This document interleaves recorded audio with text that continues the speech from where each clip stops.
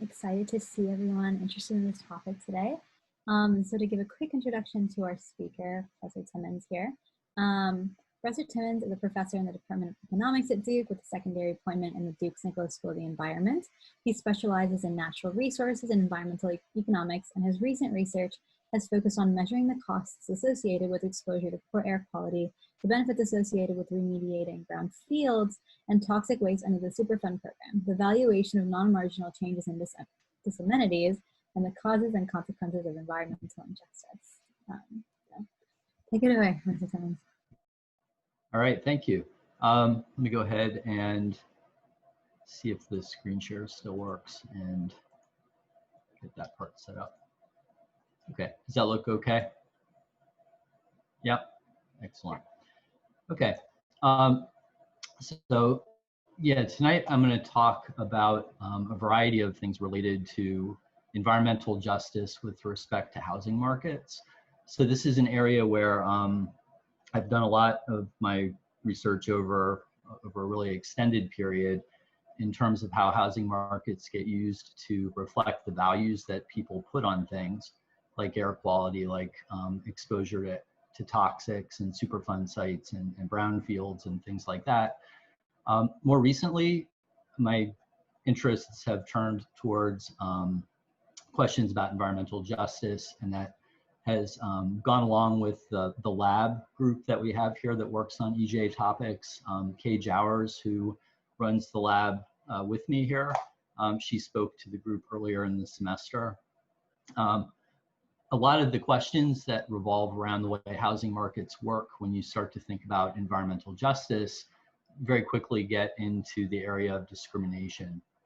And that's mostly what I'm going to talk about tonight. I'm going to give you a pretty brief introduction into the way economists think about housing markets. That introduction should point out to you, I think, pretty well some of the crazy aspects about what economists believe about the way housing markets work. But some of the features of what we assume, we make these assumptions about housing markets in order to get a simple model that can explain a lot.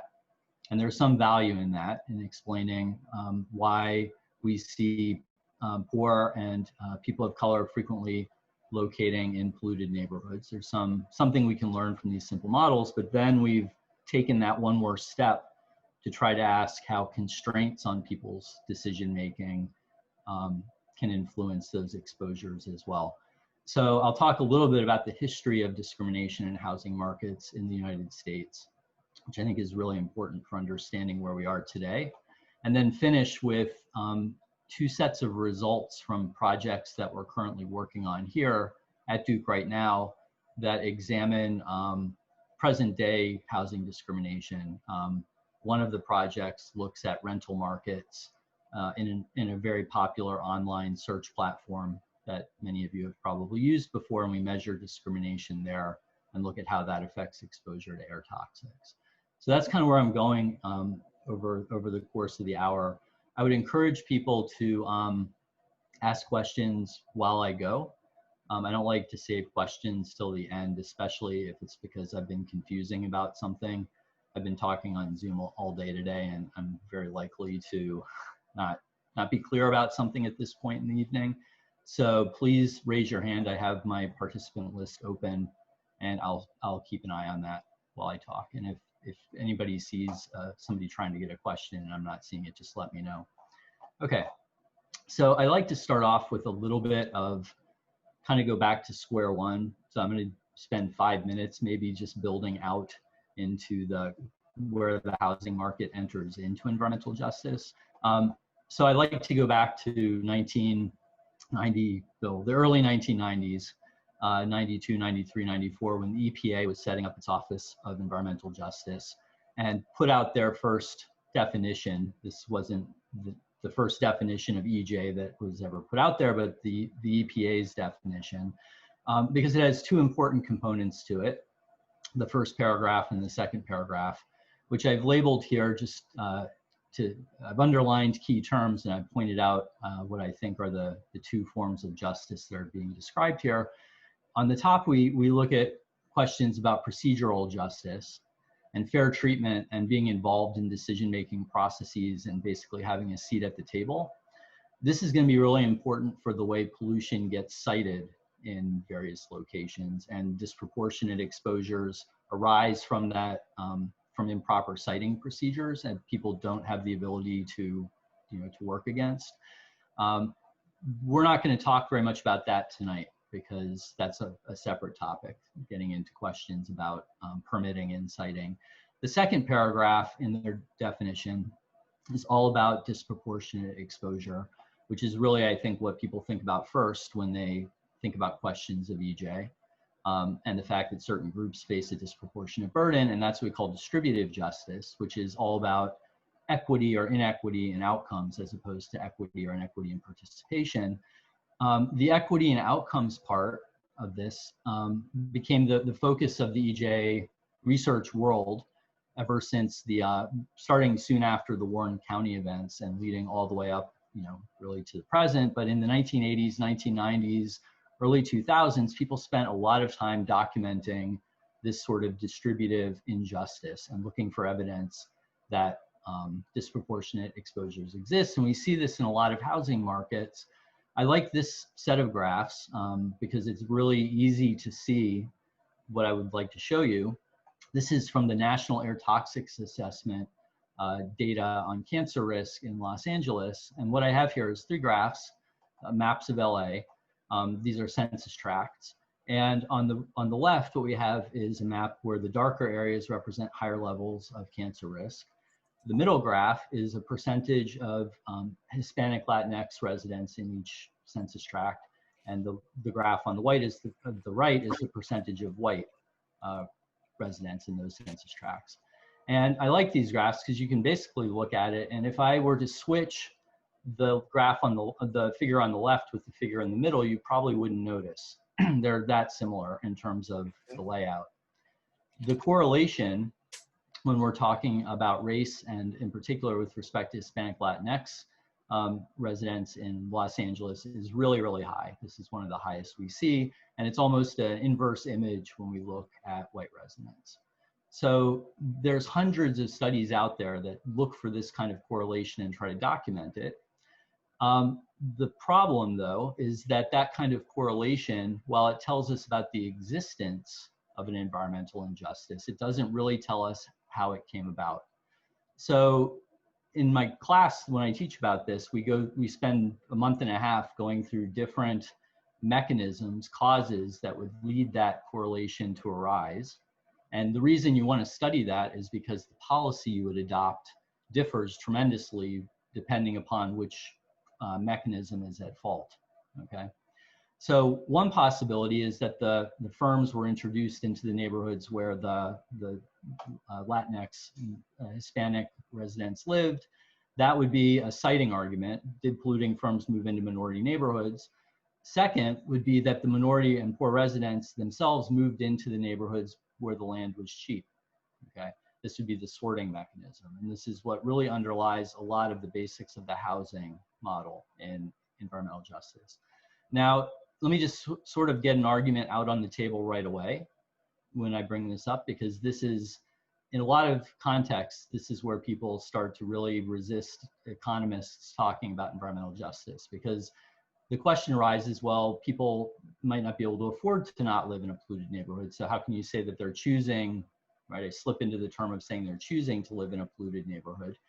In economics, there's not really any difference there. We model choice under a budget constraint, and your choices can be severely constrained by your budget to really only include very polluted places. And in a way, those places are optimal because you value the income that you're saving by living in a polluted place a lot because you need it for other really important necessities. You need it to buy food, you need it to buy medicine, right? There's things that you need to spend that money on, and hence you make a choice to live in a polluted neighborhood. That's going to be the basis for the simplest economics model of EJ and sorting.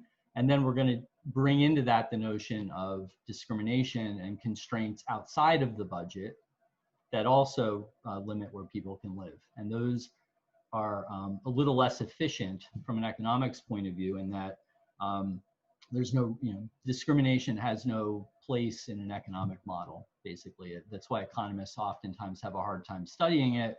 It's something that doesn't really enter into the general neoliberal microeconomics paradigm. Okay, so we're going to spend most of the night tonight talking about the second category, where poor individuals, people of color, are moving into these neighborhoods. And I just want to make it clear, the reason they're doing that isn't because they don't care about pollution, it's because they might care about other things. And if you have a low enough income, you're forced into making those kinds of decisions, which is something that we could address at a bigger level about income inequality in America. Okay, so at some level, the environmental injustice problem becomes a bigger problem simply about income and income inequality. Okay, so I kind of debated whether or not to try to, work through the model I'm about to work through. I think I'm going to give it a try. I hope this doesn't bore people, but I want to give you a really, really quick picture of what an economics model of neighborhood sorting looks like, with graphs and figures and indifference curves, but I'll explain what all these things on the graphs mean. And then hopefully from that, we can kind of see where the unrealistic assumptions kick in, and that'll take us into the discussion about discrimination. Okay, so when economists talk about sorting and neighborhood sorting and residential sorting, we usually go back to Charles Tiebout in 1956, a really old school paper here, but it's one of the more heavily cited papers in public finance. And Tiebout is really the person who came up with the idea that people vote with their feet, which is a term that you may have heard before.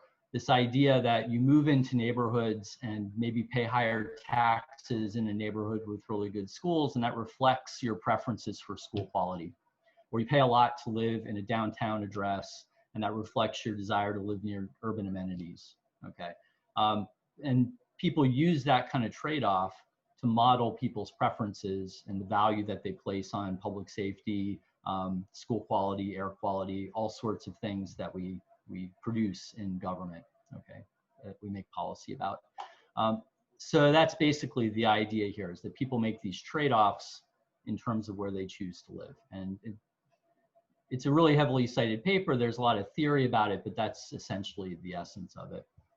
Okay, the problem, and I'll just highlight the problem first before we get too far into the theory, is that it's really difficult from observed behavior, when I just see where people go live, it's really difficult to disentangle preferences, and preferences could include constraints induced by income. So your preferences reflect the fact that you may have preferences for other things that you need to spend your money on. It's really hard to disentangle those things from discrimination in regular data.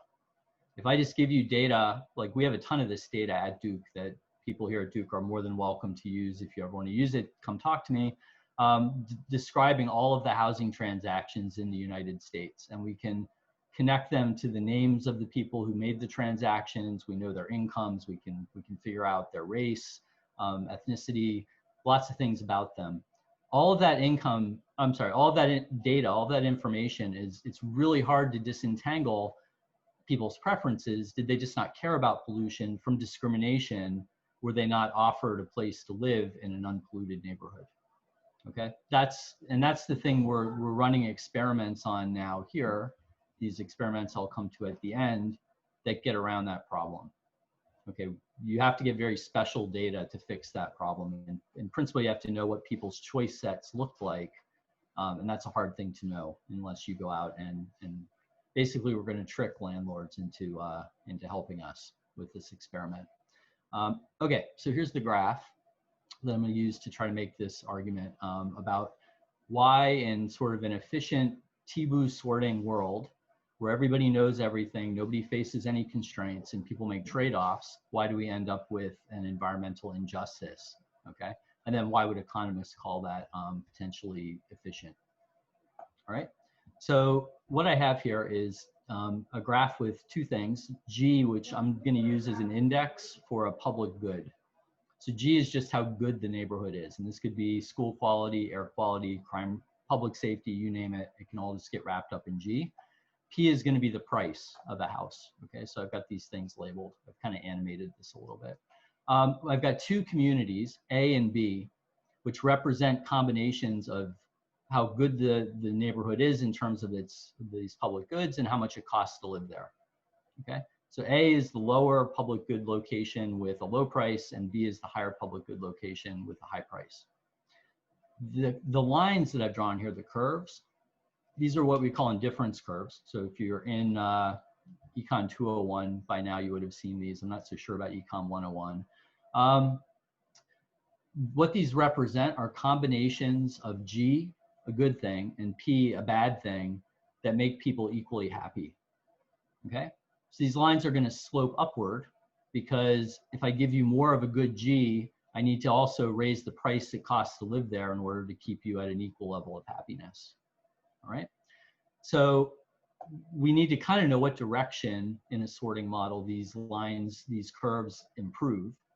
So for both types of individuals, the ones with the steeper indifference curve and the ones with the flatter indifference curve, they're better off if they can move in the direction of these blue arrows. They go to higher levels of happiness on indifference curves that lie to the southeast. Why? Because they're getting in that direction, they're getting better quality, higher G, and or lower price P. Okay? So in the end, what individuals in this model are going to try to do is get onto the best indifference curve, happiness curve they can get onto, subject to the fact that they're limited to either being in community A or community B. All right, so this is the basics for how one of these sorting models works. Now, the last thing we need to do is differentiate between the two individuals that I've drawn here, the one with the flat curve and the one with the steep curve, okay? So I'm gonna say that the steep curve is the richer individual, but here the richer individual is gonna be the majority, okay? So maybe we're thinking about people who are sort of in poverty or above the poverty line. That would be roughly 30 versus 70% of the population, okay? And what we want to say here is that the higher income people, this is the last sort of like deeper theoretical thing that we have to kind of get out there. The higher income people are going to be the ones with the steeper indifference curve. Why does that work out that way? Well, they're willing to give up more in terms of house price to get more G, to get better public goods. They're willing to pay more for public goods on the margin, okay? And we usually model richer people as being willing to pay more for things like air quality. These are normal goods or sometimes luxury goods when we model out the demand for these things. This is, again, a feature of income. When income is scarce, you're not willing to spend so much of it on the margin for improvements in things like air quality, probably because you have other things that you really need to spend that income on. The poorer individual has the flatter indifference curve, meaning that they're not willing to raise their expenditure that much in exchange for more G, okay? So now the key feature of the model is that I said that the richer people were in the majority. So if we're just modeling rich as being out of poverty in the US, that's like maybe 70% of the people would be above the poverty line, although that fluctuates. And what's key here is that the majority has to live in both locations. They have to live in both A and B because there's not enough spaces for them in just one location. They're the majority, okay? So what ends up happening is for those people to be equally happy in both places, the difference in price between the two locations A and B has to adjust so that both of those places are equally good for that majority person, okay? So now the rich people are going to both be happy living in A where the price is low and G is low, and in B where G is high and P is high, but that's going to set the difference in prices between A and B to make that person equally happy in both places. The problem then is that the poor person comes along and they're not willing to trade off higher house prices in exchange for more G at that same rate. They have a flatter indifference curve. What we end up seeing is that the poorer person now is happier in the low G, low price neighborhood. If we were to force them into the more expensive neighborhood, they would actually be on a worse indifference curve. Because we said better indifference curves were down here in the southeast, worse ones are up here in the northwest. This is just a fancy way of saying that when the rich person sets the price difference between A and B, the poorer person doesn't find it worthwhile to spend that much, and they voluntarily choose to move to A. Okay?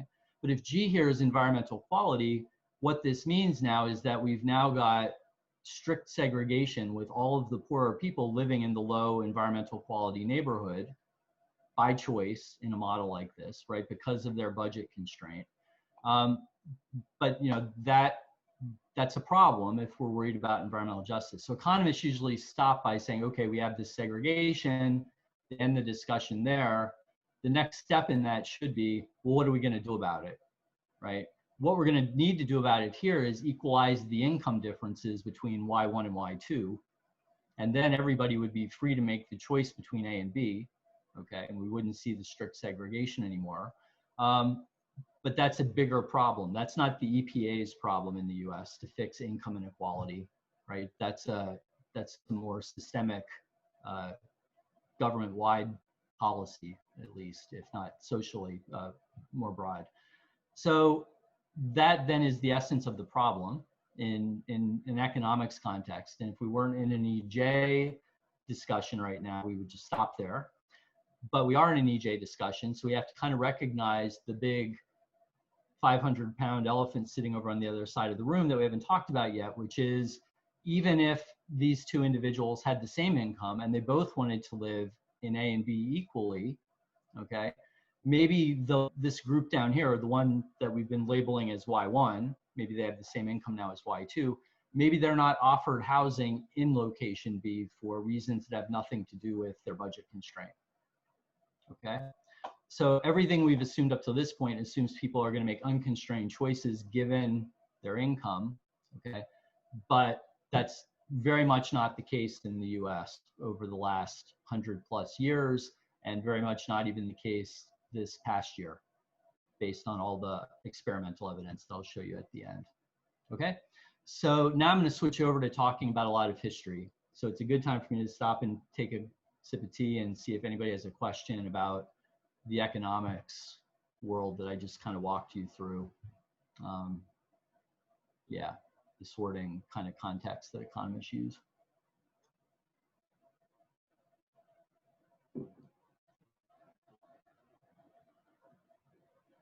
Okay, I'll let people mull on that for a bit while I feel free to stop me and pull me back to earlier things if they come up as we're going through this.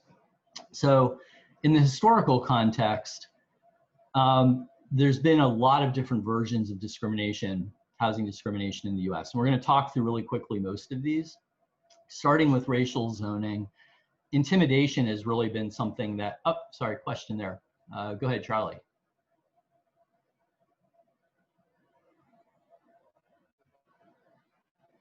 I think you might be muted. Sorry about that. I actually posted my question in chat and I was willing to wait till the end. Ashley was trying to help me figure out how to raise my hand. So one of the things I was going to ask about, and I guess I can anyway, I've been aware of some low-income neighborhoods that end up under high-tension wires, electricity wires, part of it because of EMF radiation. I know it's not really a pollutant per se, but I'm curious how much studies may have been done on that because, I mean, the health effects aren't really unknown, but you'll see a lot of houses, low-income neighborhoods end up there because, well, they say the towers are unsightly and they're kind of in the way, and it's cheaper. But it seems it fits your model. Exactly. Yeah, I mean, that would be a low G neighborhood in what I just described there. And yeah, there are studies. I think with EMF, people sometimes worry about whether people are aware and whether it gets fully priced into the housing market. In some instances, we worry that maybe people kind of ignore it or they don't have enough information. Same thing with groundwater contamination when the groundwater plume hasn't been discovered.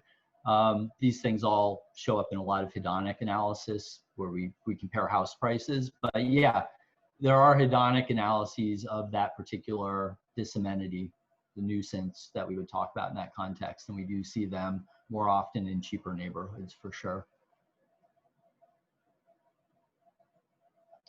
Okay, I will keep going. But people, again, feel free to raise your hand, stop me if at any point I like to take questions as I go. Okay, so I'll not run through all of these now. I'll start going through them in detail, and we'll get to all of them. Rashad, yeah, you had your hand up a minute ago. Question? Yeah, hi. Sorry for the late question. Okay. So I'm just a little confused about the model. So I was wondering if you could explain something to me. When you said that rich people, like the 70%, they set like the price of happiness. What do you mean by that? And are you assuming that like rich people and poor people can have the same amount of happiness, but it just depends on the trade-offs that they're each making? Yeah, we don't try to compare happiness across people in economics. That's a no-no because it's an ordinal concept as opposed to a cardinal concept, the way we talk about it. But it's all relative. So people like things more than other things, and we don't compare by how much across people. But here we're saying that A and B have to be equally attractive for the rich person, because in the end, they're going to have to live in both places. So the price in A basically has to drop low enough to make them equally happy between living in A and B. Okay. And they're going to be the ones who set the price because there's more of them. Here you suffer if you're in the minority in terms of being smaller in number, literally being smaller in number. You don't get to set the price difference. Okay. Cool. Okay, so racial zoning is sort of the oldest of the discrimination strategies that were used. And I'm not going to read everything on all the slides. I'll post these, or I can give them to anybody who wants them. I can give them to the organizers if people want to go back and look. But this basically all started, we're going back to the Great Northern Migration and even just rural to urban migration in the South, which created a lot of pressure on housing markets. And the response to that in these cities very early on was to make explicit rules about who could live where.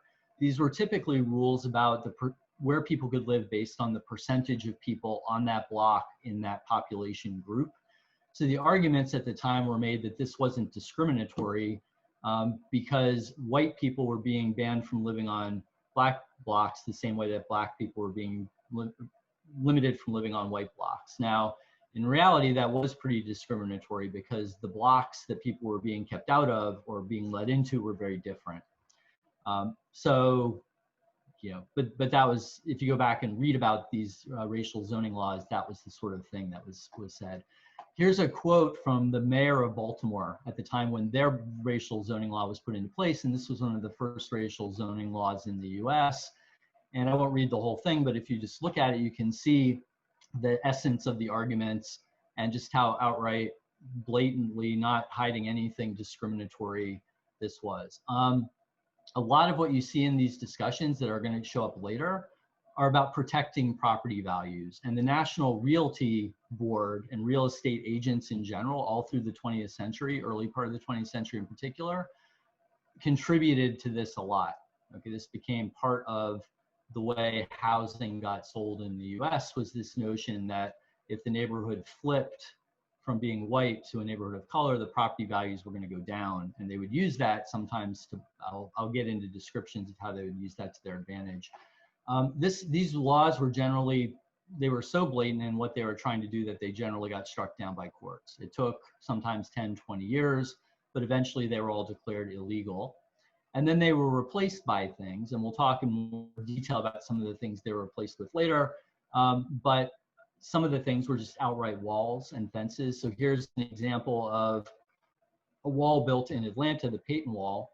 And these aren't walls like the Berlin Wall that people literally couldn't climb over, but these were walls that people put up in neighborhoods basically to prevent the flow of traffic and essentially serve as a signal that you're not welcome on the other side of this wall.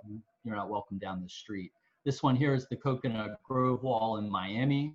Again, there's ways to go through it, but it was set up to more as a visual representation of where barriers were erected. Real estate industry played a role in this. Intimidation included, the outright things with the Ku Klux Klan, white supremacy, a lot of bombings and other forms of intimidation like that. Blockbusting was this notion where real estate agents would oftentimes come into a block, a city block, and they would tell people there, a white city block, that the block was about to flip and become taken over by people of color. And they would then induce a few people to sell, okay, a few white residents to sell. They would turn around and sell those houses to Black or Latinx renters or buyers, mostly Black at this point in time. And then they would go to the other buyers who didn't sell early and get them to sell at a discounted price. They would then take all the houses on that block at a really low price and turn around and sell them at an inflated price to Black buyers. So in the end, contrary to what real estate agents push, this notion that if the neighborhood flips and becomes Black, it's going to go down in value. Actually, when the neighborhoods flipped, they tended to go up in price because the real estate agents could exploit the Black buyers and charge them excessive prices because there weren't many places in the city that they were allowed to buy into or felt comfortable buying into. So they could really take advantage of them. So I don't know, you hear the term blockbuster now, means something very different, but this is one of those terms that has a very old history in real estate markets. Then you also have things where cities would come in and basically use industrial buffers and interstate highway construction to block off neighborhoods. The 9th Ward in New Orleans flooded because it was next to a canal. The canal was basically built to separate the 9th Ward from the rest of New Orleans and to create a physical barrier for people who didn't have cars to basically, get across and walk easily into town. Those kinds of construction projects often took down neighborhoods. This is a really nice website to show you the Hayti neighborhood in Durham before and after, and also the neighborhood where the new Durham Bulls Athletic Park is now, where what those neighborhoods looked like before they were basically scrapped. But Hayti was one of the main historically Black neighborhoods in Durham that's now essentially the Durham Freeway going through there as you leave town. Okay, so the racial zoning laws were basically struck down. They sort of persisted in spirit sometimes, but legally they were gone. But they were replaced pretty quickly with voluntary agreements between residents of communities known as restrictive covenants. These were basically limits put into deeds, property deeds. When you bought the house, you agreed to this covenant, basically limiting who you could turn around and sell the house to in the future, okay? And this really reduced the amount of housing that was available to minorities in the US down to the point where between 1935 and 1950, only about 1.1% of the new homes being constructed were actually available to minority buyers to buy. So they were really constrained in terms of where they could live. Here's an example of a restrictive covenant out of actually a homeowners association in Charlotte, and this was found in the deed in 2009. So people will argue that these things still exist in the deeds, but nobody actually follows them, but it's really hard to know how true that is, and oftentimes they're still there. So you can see that in 2009, in a deed in this housing association in Charlotte, there was still a line saying that the house shall only be owned by a Caucasian resident, okay? I think they went and actually paid the money to have it removed after this came out public, but we have to think there's other ones in other places. Here's an example of one. If you're from Michigan and you know the Detroit area, this is one that I just find to be so extreme that I had to throw it in.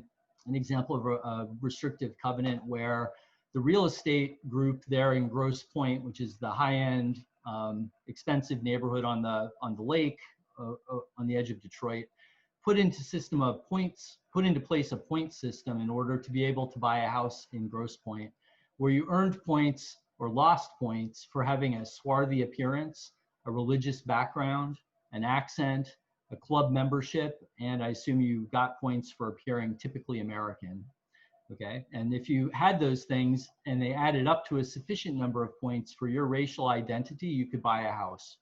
So Northern Europeans needed 50 points, Polish needed 55, et cetera, down the list.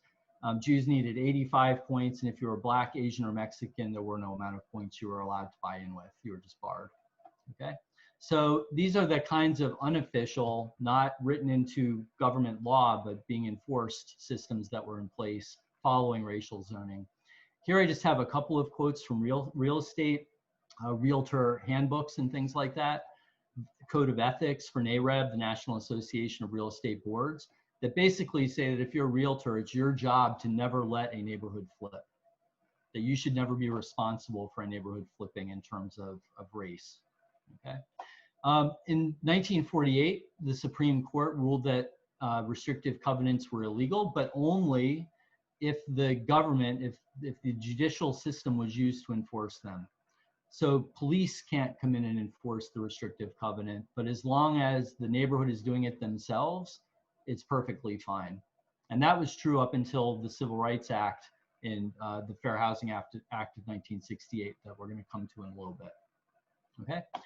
We then get into exclusionary zoning, and I like to just point out exclusionary zoning because in an environmental context, this is something that we often see in under other guises. Okay. So exclusionary zoning often takes the form of environmental policy, where rules govern how houses can be built and what they can look like, but often these have the effect, intended or unintended, of keeping certain people out. Okay. I just threw in a couple of the names here of what these things often propose to do. They can be for environmental protection, environmental neighborhood improvement. Often they're open space policies designed to prevent growth and sprawl. And sometimes they take the form of smart growth policies, okay? So things that limit the construction of affordable housing on the edge of town to preserve a rural buffer oftentimes have alternative motives if you go and kind of look at why they got adopted in the first place. Okay, last policy before we get into the current stuff. I want to make sure I leave some time at the end to talk about the experiments. And again, I probably won't leave a lot of time at the very end. So if you have questions, please stop me. I'll make up the time. It's perfectly fine. Don't feel like you can't stop me. What redlining did, and this is a term I think a lot of people have heard of now, the policy was adopted by the Homeowners Loan Corporation in 1933 with a sort of a noble goal of preventing housing loss. So in the 30s, in the Great Depression, lots of houses were being foreclosed on because people couldn't make their rental or their mortgage payments. So what the Homeowners Loan Corporation did was they refinanced mortgages and they backed them. And they did it at a subsidized interest rate with like a 20-year mortgage, as opposed to, at the time, most mortgages were like 5 years. So they were big payments up front. But they wanted to come in and have a system for figuring out where to allocate the government money to support these mortgages. And they didn't want to put the money in places where the risk of losing it was high. Okay? So they developed a classification system for the creditworthiness of neighborhoods that would make it easier to figure out sort of where's the safe place to invest government funds. And that system was based on categories where they looked at the quality of the housing, the recent history and sales prices, and then, this is, I think, the part people know the most about now, the racial and ethnic identity of the residents who live there. So here's a list of the categories and how they defined them. A categories were basically all white neighborhoods and mostly owner-occupied. B categories were white neighborhoods with some Jewish residents, and they started to become more working class. C neighborhoods were on the edges of minority neighborhoods, and at the time we're mostly talking about Black neighborhoods, and were more often in the inner city. And then D neighborhoods were all Black neighborhoods and neighborhoods with high crime and dilapidated housing and high percent renter. And they had color categories for all of these, and D was colored with red. So that's where the term redlining comes from. And what I've done is I've just pulled two examples of neighborhoods and the descriptions that accompanied them for two places in Durham. Okay, so we're all kind of familiar with Durham neighborhoods. Here's a green neighborhood, an A category neighborhood in Durham, where apparently a lot of college professors live. This is, I think, just south of campus on the way down towards South Point. And what you see is infiltration of, you'll see in a second what that refers to, but none there. Relief families were families getting help after the Great Depression. We see direct references to racial groups and not being there. We see the type of residents living there, and we see the average income. Then we'll switch and look at a redlined neighborhood over towards East Durham. Okay, and here what we see is an explicit racial labeling, okay, that there's Black population moving in, many relief families getting government help post the Great Depression. There were no foreign-born people, but we see a very different group of people working there and a much lower income. And this description that I have here is taken verbatim from Holk's, HOLC's guide for realtors, okay? Describing how there were several nice homes and then this formerly good white residential street, but Negroes are gradually taking up the area, okay? Word for word from what the government document said and what they handed out to realtors to make loans with, okay? So the implications of all of this were there was no investment in red line neighborhoods because they couldn't get loans. That led to no new buildings being built and all the buildings that were there becoming run down because you couldn't invest to improve them. There was a lot of subdivision of property and high increased housing density. And this basically turned these places into what later were labeled as slums. Okay, high housing density with very little investment. And people would ask, well, why do they look like that? Well, because the law in the 1930s forward made it so that they were not able to get any mortgage lending to do anything with these neighborhoods. The slum label put these places at high risk for highway construction, eminent domain taking over the land. It also put them at risk of urban renewal projects, and I say at risk because often these involved construction of big highway projects, big stadiums, roadways, or warehouses, things like that, that lead to nowadays big urban heat island effects. Okay, which that's a way in which the environment enters into this. A lot of these urban renewal projects in the 60s and 70s basically just took out all the trees for lack of anything better. Last thing, and then I'm going to talk about the current stuff for 10 minutes. There were explicit laws on the books that made it impossible for people of color to buy houses, especially with federal home association lending. Okay, these were the loans that were made to veterans coming back after World War II at incredibly subsidized rates. I put a picture here of Levittown in Pennsylvania on here because this is one of the communities that's very well known for relying on FHA loans and VA loans. If you were Black, you were basically excluded from buying a house after World War II in these neighborhoods because the rules said that the lenders were only allowed to make loans to those of Caucasian race, okay? So why does this matter in the end? Well, this turns out to be the stepping stone onto the wealth ladder in the United States, where basically the people who could buy suburban houses in the 1950s could sell them and get a capital gain from them in the 1960s, take that money into the 70s and the 80s, pass it off to their children who could then afford to buy a house. That then turned into housing wealth in the 80s, 90s, and present day. That money was then taken and used by a lot of people who could do that to send their kids to college, to weather unexpected health shocks, right? And basically to be able to buy a house in a nice unpolluted neighborhood today, right? This takes us back to the income inequality in the T-Boo sorting model half an hour ago. And here we now see why some groups are being forced to make those decisions, right? I'm oversimplifying things a lot, but this is a big part of it. And up here, you just see a good visual representation of the differences in wealth in the US today in terms of based on race between white, Black, and Hispanic, Latino. Okay, so any questions about the history? Because I'm going to spend 10 minutes now before I wrap up talking about the current experiments that we're doing. And I can take questions on those at the end too, but I don't want to leave anything unanswered, or if you feel like I've misrepresented anything, please let me know.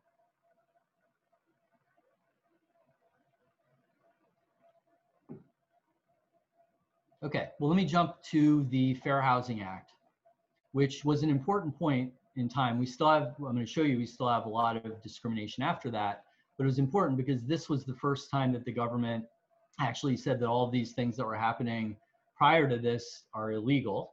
Okay, so that's a good start, at least, to say that it's illegal, but it didn't actually fix things.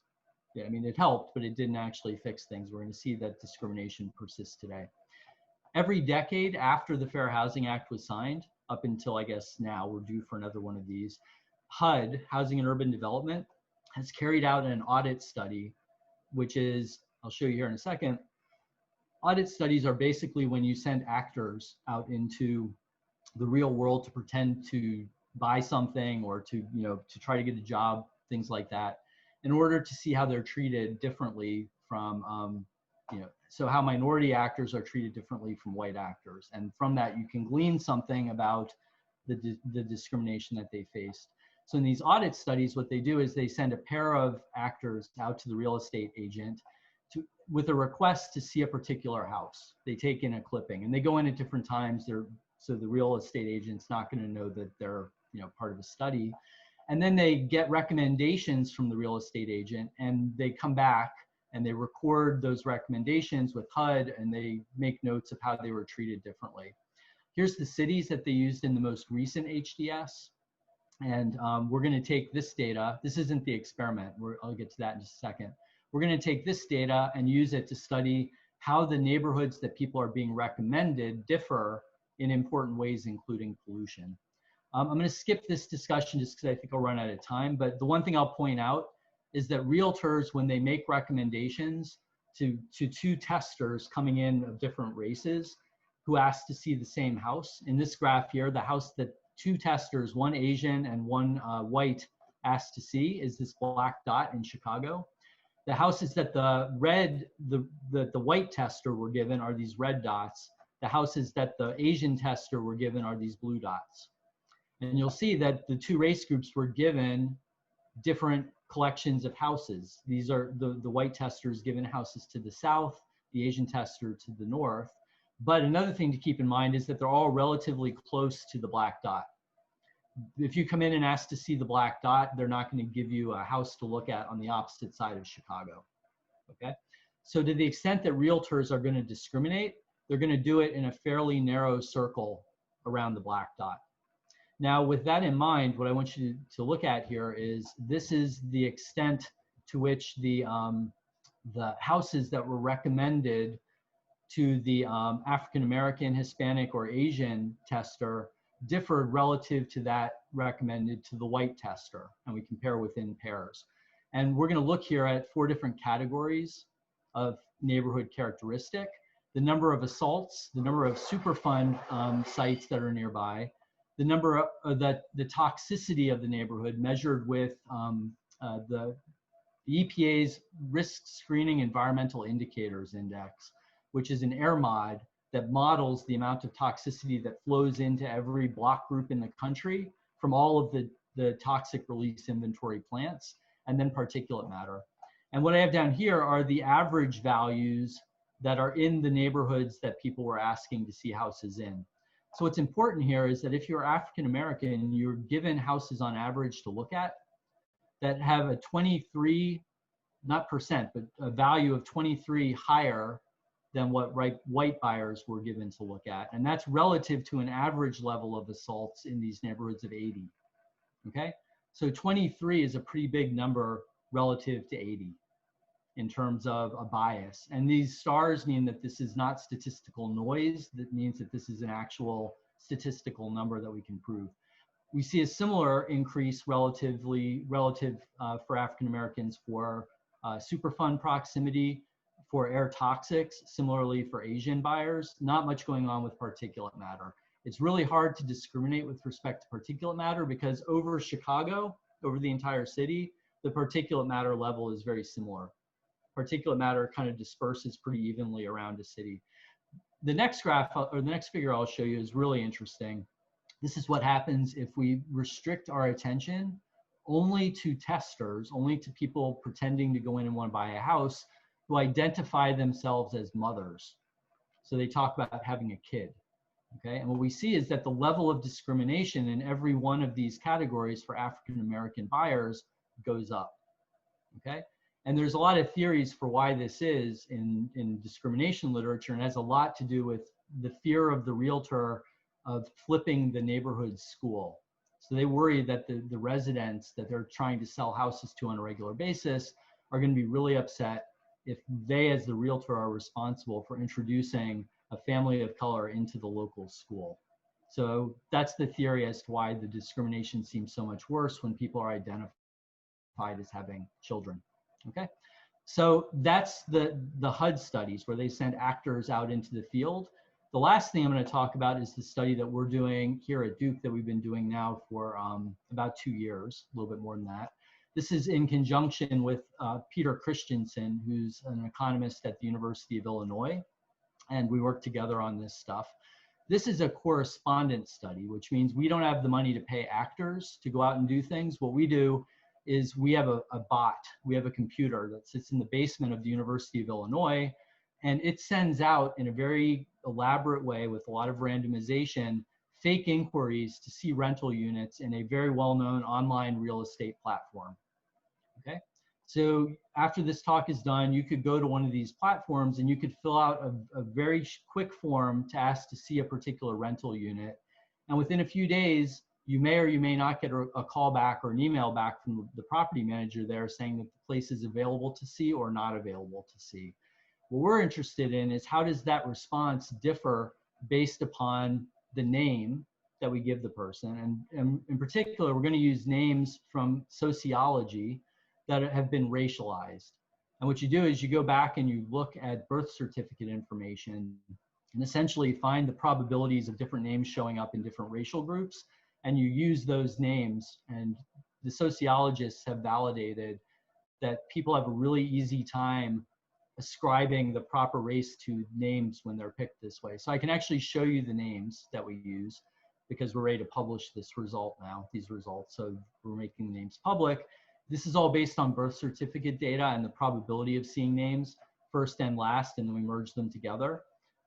So these identities make inquiries on this online platform, and then we get responses back, and students here at Duke and at Illinois listen to phone calls on burner accounts, and they read Gmails, and they record all the information in there to figure out whether that the apartment was available to be seen or not. We look at all of the available 3-bedroom, 2-bathroom units in a whole large selection of zip codes throughout the country. Every rental unit is going to receive one inquiry from one of these racial identities, never more than one on a given day. And we try to get them all in within like 3 or 4 days. And everything's randomized. So the white renter isn't always the first one. A female name isn't always the first one, things like that, to try to keep that from biasing things. And here's the list of zip codes. We don't really need to spend a ton of time on that because I'm running out of time. But here's what we end up looking at. What we're looking at is how does the likelihood of a response differ with how far away you are from the toxic plant located in that zip code. Are you more than a mile away, or are you in the places where the pollution in that zip code is really high versus low? Okay, so the first thing I'll point out, I guess it's not really in the figures here that I've shown you, is that on average about 60% of the time that a white renter gets a response, or a white name gets a response, about 60% of the time, one of the names of renters of color gets a response, which is in and of itself a little more shocking than we thought it would be when we started this up. This is an online platform operating last year. We like to think, I think, that the internet, gets us around the problems that we would have when you walk into a realtor's office. It doesn't. Okay, we end up with pretty significant discrimination, and that can be even worse. In Philadelphia, for instance, we found African Americans got a response rate of about 30% relative to white renters. In other cities, it differs. In some cities, the Latinx names got far worse responses. Now, this is a little blurry, sorry, maybe a little bit hard to see, but what we end up finding is that if you are a minority renter, and later I'll break this down by African American and Hispanic, the minority renters are far less likely to get a response, roughly 60% of the time when a white renter gets a response, in the cleanest neighborhoods, in the lowest percentile in terms of pollution within the zip code. When you get to the dirtiest neighborhoods with the highest levels of pollution, their response rate is about the same as it is for whites. If we break that out by race group, we see that for African Americans, the number gets even smaller. So in the cleanest parts of the zip codes that have these toxic sites in them, the response rate there is below 50% for African Americans. It rises up to basically be about the same in the dirtiest neighborhoods. For Hispanic and Latinx renters, the effect is a little bit less severe. It's lower at about 80% in the clean neighborhoods, and that number is just barely statistically different from being the same, different from noise. But African-American renters, the effect is stark. It's very big. And it actually, if you take African-American men renters, the male names, the effect is even bigger. They really fare the worst in all of the rental experiments that we've done. Okay, that's it. That's all I've got to say. So I've left no time, really. Sorry about that, to answer questions, but I'm happy to take any if anybody have them now. I'm not in a rush to go anywhere.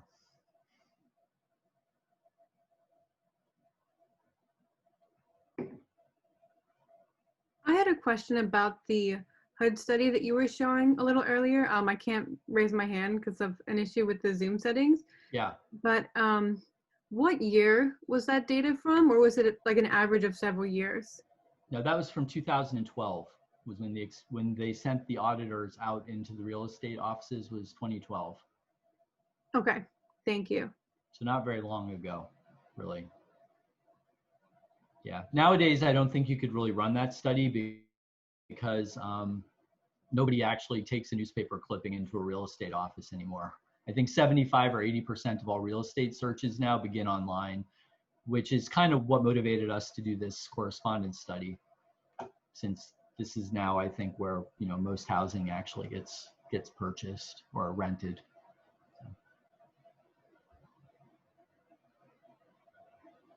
I wanted to clarify really quick with your correspondence study. Is that ongoing? I may have missed that, or is it done? Are you still doing it?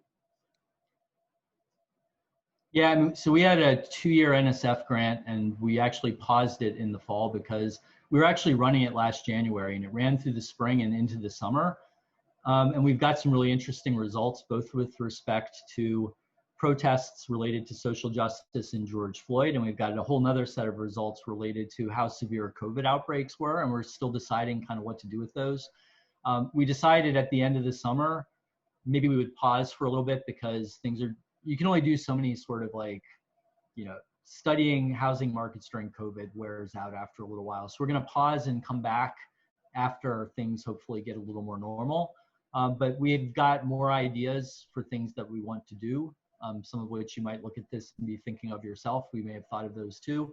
So it's still ongoing, but actively not right now, not this fall, just because, yeah, we needed a break.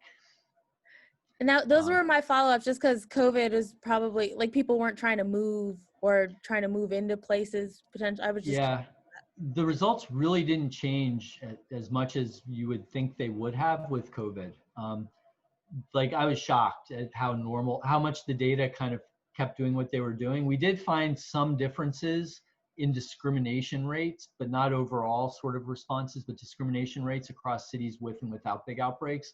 And it kind of looked like in places where the outbreaks were big, discrimination edged off a little bit, where maybe landlords were thinking to themselves, everything's blowing up on me here. I'm going to rent to anybody. I'm going to put my discrimination aside for a while. But the biggest thing we saw was with George Floyd, huge drop in discrimination for about 3 weeks after George Floyd was murdered. And then it bounced right back again. So I don't know what to take away from that, other than America has a pretty short memory, I guess, overall. But yeah, we did see that in the data, a very noticeable drop that then popped right back up. So.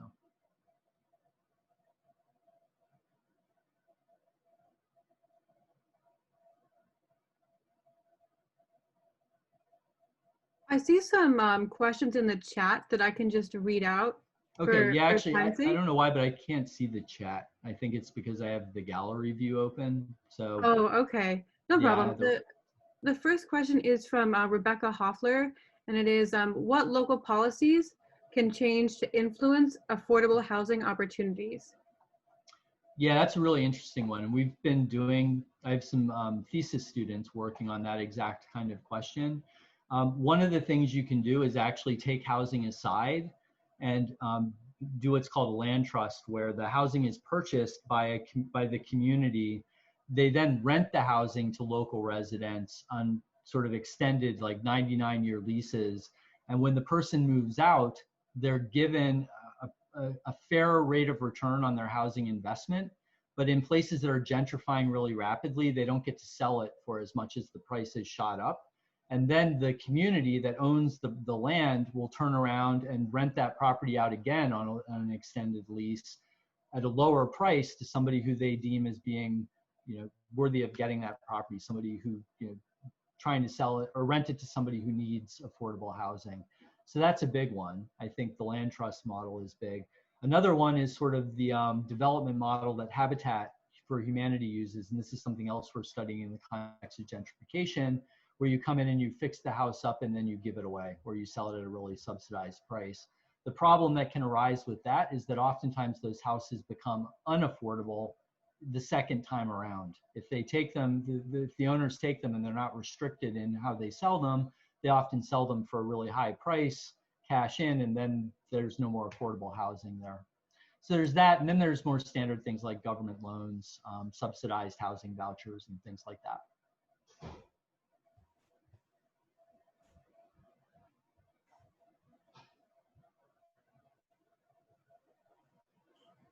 Thank you for elaborating on that. I see the next question is from Tom Duckwall. If you want to unmute and ask. Yeah, I just wanted to ask about racial steering. Seems like that can be used both ways, either to draw somebody in where you want them or to steer them away from where you don't want them if you're a realtor or a seller like that. Yeah. And I've seen that done, in fact. Yeah, there are actually two terms. One, exclusionary zoning, which is designed to push people out, and then inclusionary zoning, which is designed to pull people in. I didn't even go through the inclusionary zoning, but we have seen a lot of evidence in the HUD study, which looks at realtors. We have results that I didn't show that are basically evidence of steering of pretty much mainly Black buyers away from white neighborhoods, and in particular away from high-income white neighborhoods, very disproportionately. It sticks out in the data in a big way. And by virtue of that, given that there's only two kinds of neighborhoods, there's white neighborhoods, and then you have neighborhoods of color. They're steering them into the neighborhoods of color as a result of that, by virtue of not steering them into the white neighborhood. So yeah, definitely. We see that in this 2012 study.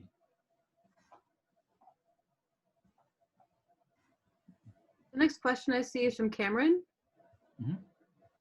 Yeah, I can ask that. So I was just curious with your correspondence study, I just found it really interesting. You focus primarily on Black identifying individuals, Latinx individuals, and white names and white names. I was curious if you had any thoughts or any predictions as to how the inclusion of, say, Asian identifying individuals or names would influence that. And I'll just say, the way that kind of this discrimination has been presented to me is it's discrimination along a spectrum of Blackness, if you will, where white people at the top, Asian people tend to be in the middle in terms of how they're treated, and then Latinx and Black people are kind of grouped together. And that's why it surprised me that there was a significant difference between like the Black names and the Latinx names in terms of how they were treated in comparison to white individuals. So you have thoughts on that? Yeah, I mean, so we did. So the HUD study actually uses white, Asian, African-American, and Latinx names. They go with 4 groups. We went with 3 because we were told that we would only be allowed to send 3 inquiries to each landlord without violating an IRB. So the worry with a study like this is that if you send too many fake inquiries out, you start wasting the time of the landlord and you cost them real money is the idea. So we were sort of limited in how many inquiries we were allowed to send. So we wanted to make sure that we could get at least one of each race group in. So we decided we would stick, like you said, to sort of the extremes of that scale. So we went with white on one end, and then the 2 groups that are most identified in EJ studies in general are African American and Latinx. So we stuck with those. If we had more money and we could do more places, we could use different combinations of race in different places, but we were kind of limited in how many places we could go to. So we decided then we better keep it limited. But that was really the reason. It's a resources question, and we needed to kind of keep it narrow so we'd have enough econometric power to identify effects on these groups. But I think in general, it would be really interesting to study. You know, when COVID hit, we were getting indications of a lot of sort of outside of our study, aggressive discrimination against Asians, especially right at the beginning. There's sometimes in places where you've had Middle Eastern discrimination, we'd find that to be really interesting to study. This could be extended in a lot of directions. We're actually in some conversations to maybe do this study in the UK. And in the UK, the focus is really on South Asian immigrants. For the most part, that they're the biggest group who face, and at least in numbers, the biggest by far in the discriminated against category, but then other groups there. So yeah, it's very malleable to those other situations if you've got the resources to do it.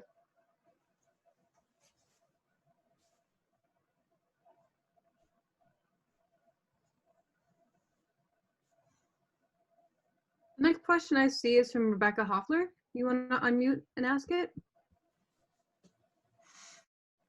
Hi, thank you for your talk tonight. I'm really happy that we're having this conversation. I wanted to ask you a little bit about the out-of-state investors, especially here in North Carolina, that do own the majority of land, property, and are building up these really high-end apartments that are not affordable. And they add to another issue of, so for example, with Durham Housing Authority, they have some unfilled maintenance positions that they cannot fill, specifically because these higher end apartments have higher paying positions for the maintenance positions. It's also more automated because with that system, they're trying to make everything more efficient to make more money, and they have the resources to implement that system. And so I'm just wondering if there's anything, if you've heard about any policies or sort of incentives to provide more local ownership and development, just because I'm flabbergasted by. Yeah, excuse me. Yeah, no, I think it's kind of the opposite of, it's the anti-affordable housing in almost every dimension. And yeah, I agree that, so one interesting thing, it's not directly your question, but I had a senior thesis student 2 years ago who looked at those out-of-town buyers, and in particular, their behavior with respect to evictions, and found that eviction practices, a lot of the evictions that are happening in places like Durham come when an out-of-town buyer comes in and buys up the property, and then you see that they evict all of the tenants, they come in and do massive renovations and turn them into condos and sell them off, or they keep them as really high-end luxury apartments that cost a fortune. These have a lot of property value for property tax purposes, which I think makes them attractive to local government. That's the thing pushing against affordable housing. But you know, often places are able to mandate that when you do a renovation and you build one of these things, you have to supply a certain amount of affordable housing with it. That happens, like that's a thing you can do and it gets done. So I don't think Durham necessarily is doing a great job of that, but I haven't studied specifically how many affordable housing units have been constructed along with these really high-end places, so I don't want to say too much. But yeah, it's a big problem.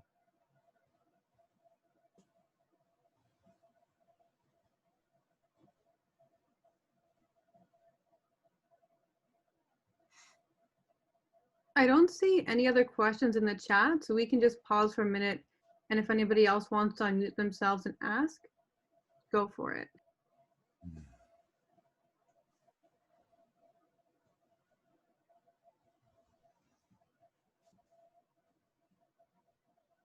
Cool. I'll throw in a plug. If anybody here is, around for a few more years at Duke, keep an eye out. I often will post job postings to Muser and to other places on campus when we're looking to hire people to do this kind of work in these studies. And people who are interested in environmental justice, which this is probably a pretty good group to find people like that.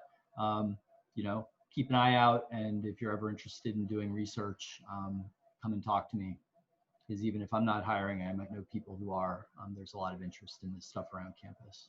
So thank you.